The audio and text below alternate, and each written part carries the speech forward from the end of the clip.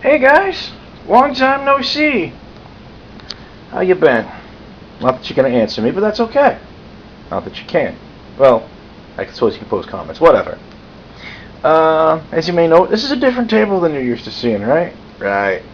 So, I'm all moved out of my apartment. Most of my stuff is in storage. I'm crashing over at my mom's place for a little while. I've got work lined up, but have to go through a vetting process first. Blah blah blah blah blah. So, in the meantime, my money's really tight. So don't expect to see a lot of videos for a while. I mean, it's probably going to be at least a month before I can give you like more consistent videos. But thankfully, I managed to squeeze a draft in recently. Yay! I had enough money to like say, all right, look, I need to get out of here. I need to like go do something recreational other than like screw around on the internet, you know. And this particular night, I only showed up for one draft. Showed up for a second draft down at the FLGS. All well and good. And I put this thing together. I came in, I believe, if I recall correctly, I came in third. First place was Jim. Now, Jim's a decent guy, and got no real problems with Jim at all. And however, here's the thing: is Jim, a lot of times he ends up, I've mentioned it before, a lot of times he ends up eating his packs and not doing well because of it. That, or sometimes when he eats his packs, he ends up with redonku packs and does incredibly well. With very little in between, you know. But that and Jim is kind of slow to adapt to new sets. So Dark Ascension being relatively new and all, I was pleasantly surprised. I'm really happy for Jim because he kicked ass and took names, you know. And he came in first. I'm happy about that, you know. But it's good for him, you know. A little disappointed I didn't come in first, but oh well, you know.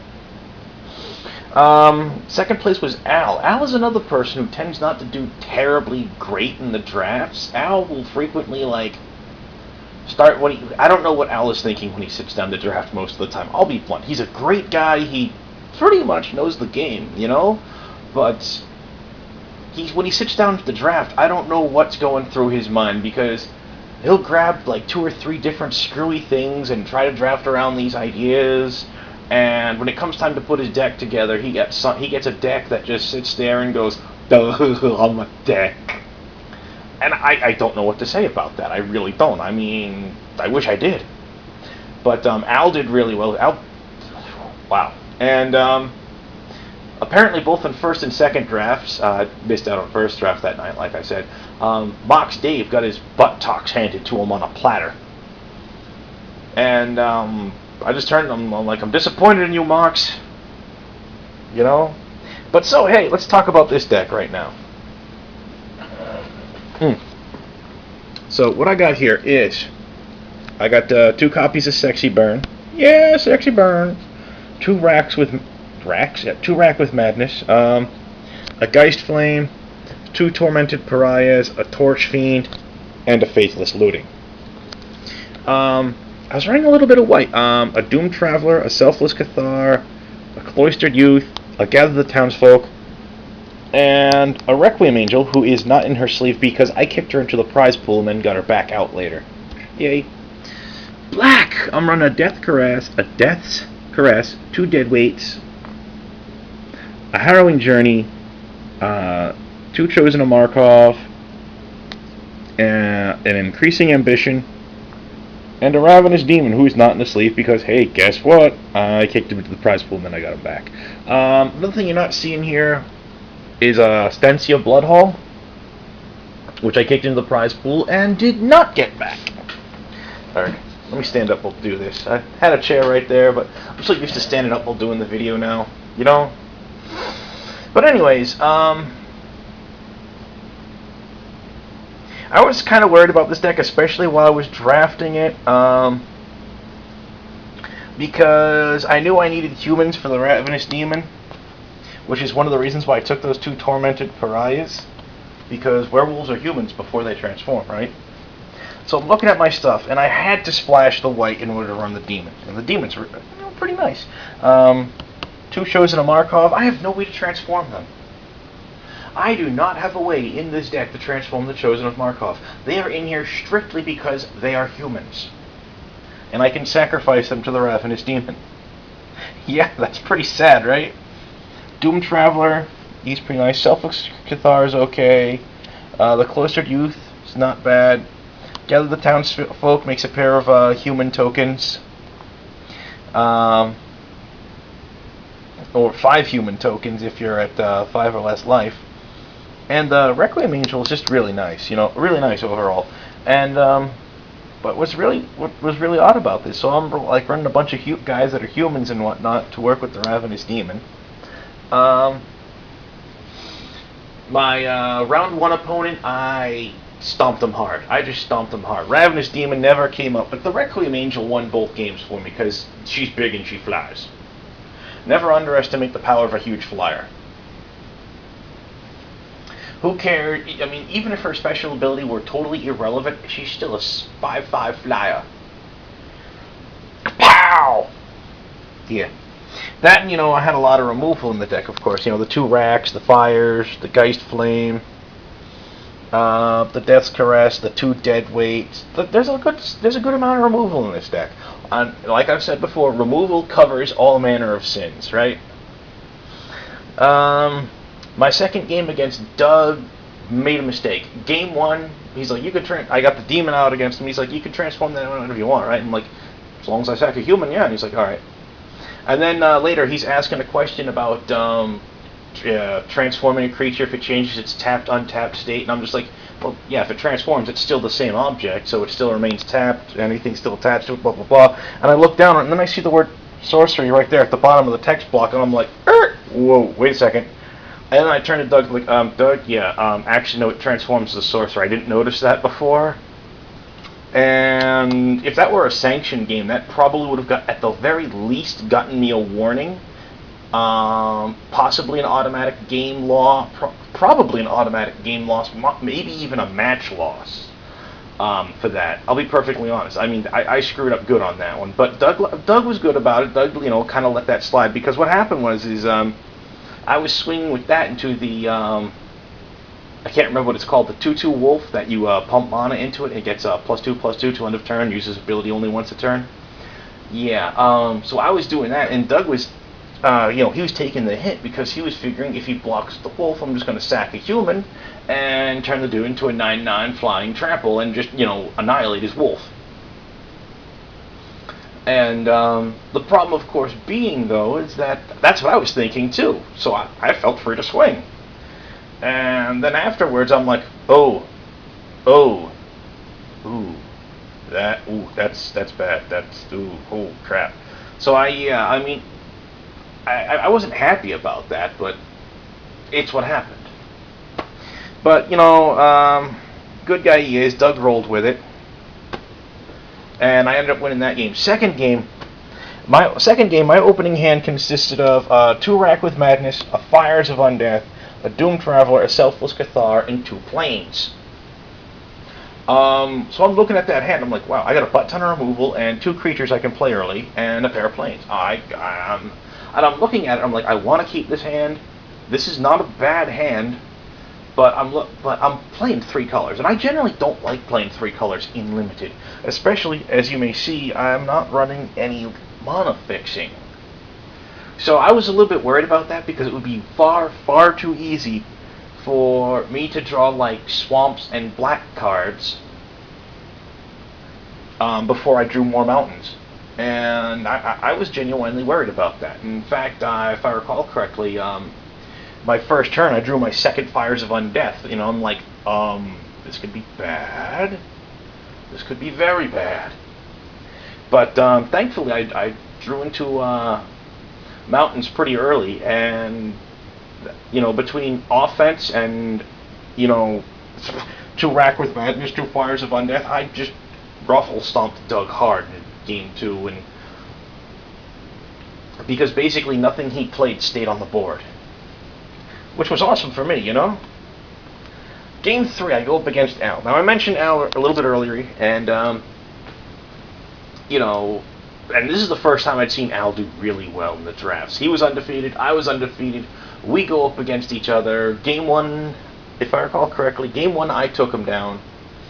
Game 2 I almost took him down. He almost took me down. Weird things happened. So what happened is in Game 2, at one point, I've got the Requiem Angel on the board.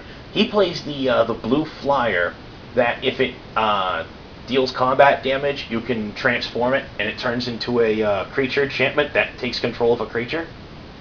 And he puts a burden of guilt on the Requiem Angel, and then he swings with this guy. And he forgets to tap the angel. And I'm like, okay, block?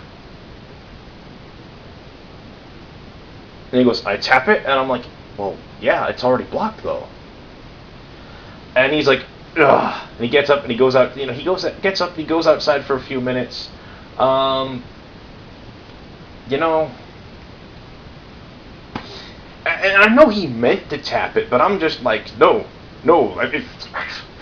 If I sit there and say, oh, no, I know what you meant to do, I mean, I'm generous to an extent. I am, but I'm not going to sit there and throw a game away because you made a mistake. And I hated doing that to him, too, but it was just like, no, you screwed up, Al. I'm going to take advantage of it. You screwed up. You screwed up good, and I know you know better. And, so that ended up protracting the game quite a bit, and then he mills me out. I've got nothing left in my library, but I've got the Stensia Bloodhall on the board, I've got a Fires of Undeath in the hand, and I figure, and I'm looking at my stuff, okay, I can Fires of Undeath him, slam him for 2 with the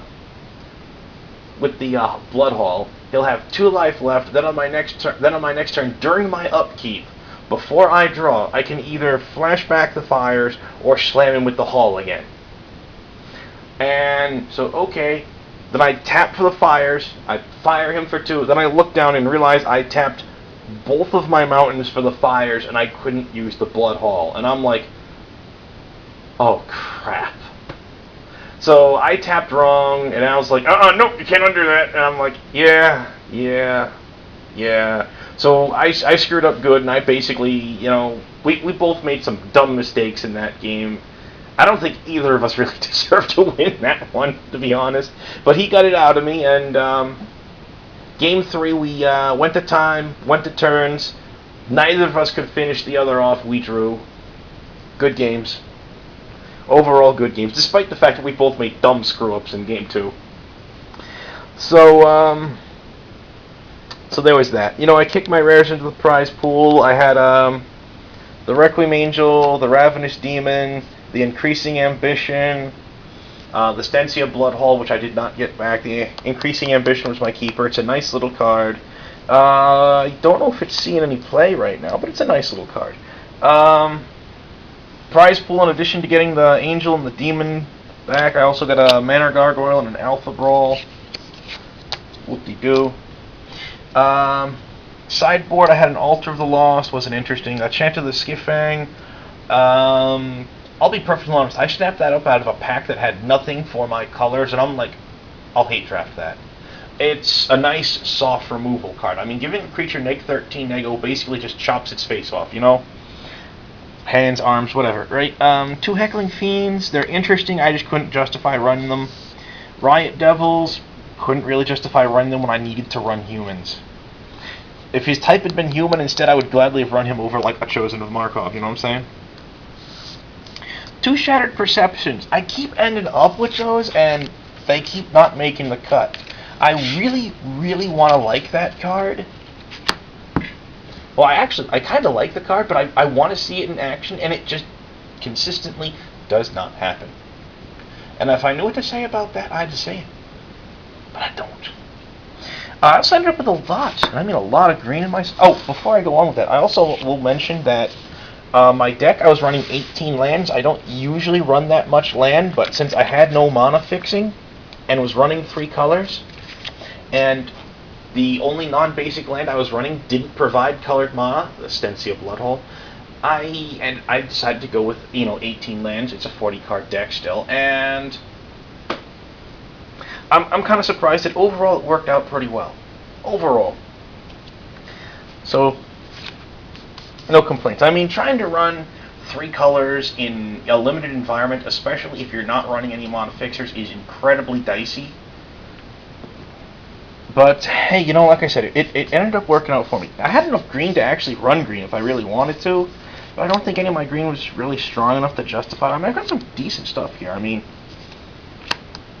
a Wild Hunger, a Dawn Treader Elk, Briarpack Alpha, Ambush Viper, Somberwall Dryad is good if your opponent's running green. Crushing Vines is nice, you know, nuke an artifact or a flying creature. That's pretty nice. Clinging Mists is basically a fog. Or on, if you have 5 life or less, it's a fog where your opponent's creatures don't attack on his next turn. That's nice. Grim Flowering, you draw a card for each card in your graveyard. That's not too bad. Mana cost is a bit on the high though. Caravan Vigil, search for a basic land, reveal, put it into hand, shuffle. If a creature died this turn, it goes on, you put it into play, put it into your hand, put that card onto the battlefield. Not even tapped. Not even tapped. So on Morbid, if the land goes into play instead. That's pretty nice. Wait a second. Oh, 2 Clinging Mists. Look at that. And I just dropped a card on the floor. There we go. Spidery Grasp, it's kind of cute. Untapped target creature gets +2/+4 and reach till end of turn. And Wreath of Geists.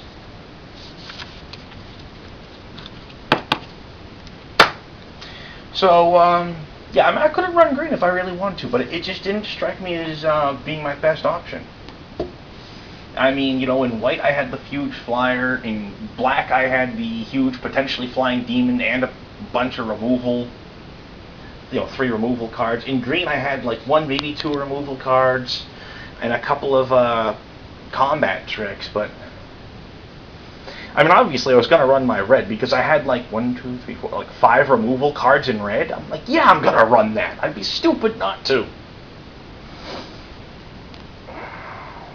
And then, you know, white, I just had, like, you know, more humans to synergize with the demon, and, oh yeah, huge flyer, like I said.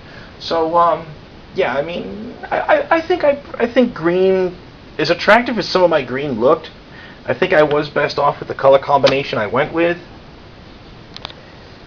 And I'm not going to complain. I did really well with this deck. I did, but, so